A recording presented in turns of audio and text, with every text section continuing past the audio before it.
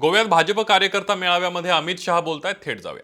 अयोध्या में राम जन्मभूमि मंदिर का निर्माण होता क्या? जोर से बोलिए, होता क्या? और जोर से बोलिए, होता क्या? पूर्ण बहुमत ना मिलता तो धारा 370 हटा सकते थे क्या? हटा सकते थे क्या? और पूर्ण बहुमत ना मिलता तो 7 ही साल में देश को इतने विकास के रास्ते पर ले जा सकते थे क्या?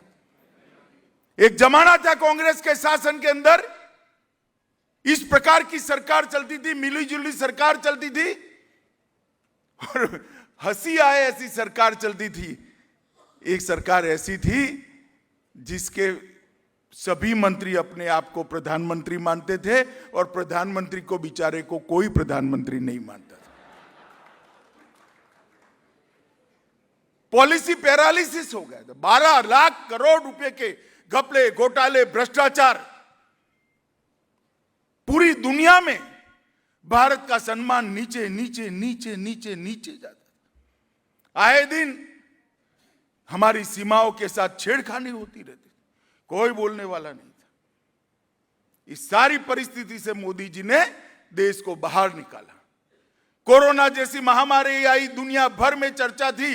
दुनिया भर के विकास के और हेल्थ के विषय के पंडित कहते थे कि भारत जैसे देश में क्या होगा जहां हेल्थ इंफ्रास्ट्रक्चर निर्बल है। गांव में कोरोना पहुंच जाएगा, कैसे बचाएंगे, क्या करेंगे?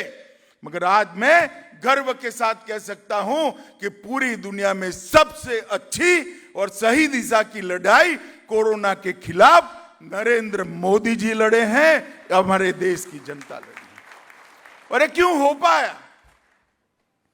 वो इसलिए हो पाया कि पूरी दुनिया में लड़ाई सरकारें लड़ी, मोदी जी के नेतृत्व में सरकार तो लड़ी ही लड़ी, इसके साथ 130 करोड़ की जनता भी लड़ाई लड़ी, इसलिए हमें सफलता मिली। और ये सफलता आज पूरे देश के आंकड़ों की मीमांसा करने वाले पंडित इसको देखते हैं, चकाचौंध हो जाते हैं किस प्रकार से सफलता मिली। हर क्षेत्र के अंदर कल ही गति शक्ति का कार्यक्रम कर आजादी के 75 साल इस बार हो, अमृत महोत्सव है आजादी का, और 75वें साल में 100 साल के बाद देश कैसा होगा इसकी कल्पना मोदी जी ने देश के सामने रखी है। इसको कहते हैं नेता। मित्रों, 100 साल जब आजादी के होंगे तब देश कैसा होगा, एक गति शक्ति के माध्यम से मोदी जी ने पूरे देश के सामने एक कल्पना रखी। और कोरोना की हम बात कर रहे थे। कोरोना में मैं तो भाई प्रमोद सावंत को बहुत बहुत बधाई देना चाहता हूं कि 100% टीकाकरण करने वाला, 100% वैक्सीनेशन वाला सबसे पहला राज्य गोवा बना। और मैंने पूछा, गाड़ी में जाते थे, 30-40 मिनट थे, मैंने कहा भाई डॉक्टर सावंत बताओ यार 100% तो हो गया पहला टीका, दूसरे में कि और जोर से लगे हैं, दूसरा भी 100% कर देंगे, इसमें जरा भी कमी नहीं रहेगी। बहुत बड़ी बात है मित्रों।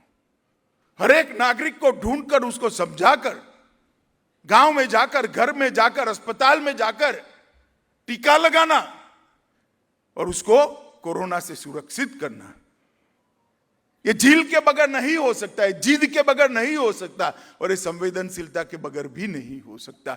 किसी व्यक्ति में अगर संवेदनशीलता है तभी जाकर ये हो सकता है, और हमारे गोवा के अंदर ये हुआ है। मित्रों, हम आजादी के अमृत महोत्सव के साल में हैं, और आजादी का अमृत महोत्सव, उसमें देश के सामने कई सारे संकल्प हैं, मगर गोवा भाजपा के सभी कार्यकर्ताओं ने आजादी के अमृत महोत्सव का तो अपना अपना जो संकल्प लेना है लीजिए, परंतु एक संकल्प जरूर लेना है कि इस बार मिली जुली सरकार नहीं चाहिए, पूर्ण बहुमत की भारतीय जनता पार्टी की सरकार होनी है।